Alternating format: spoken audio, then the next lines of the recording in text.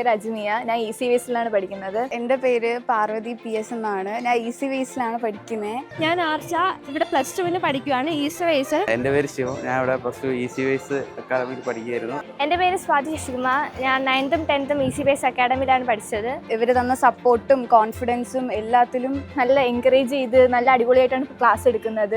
എല്ലാ സാറുമാരും ഫ്രണ്ട്ലി ആയതുകൊണ്ട് നല്ല ക്ലാസ് ആയിരുന്നു. ടീച്ചേഴ്സ് നമ്മൾ പറയുന്നതിനുപരി അവർ നമുക്ക് സിസ്റ്റേഴ്സും ബ്രദേഴ്സും ചേട്ടന്മാരെ കണക്കുവാണ്.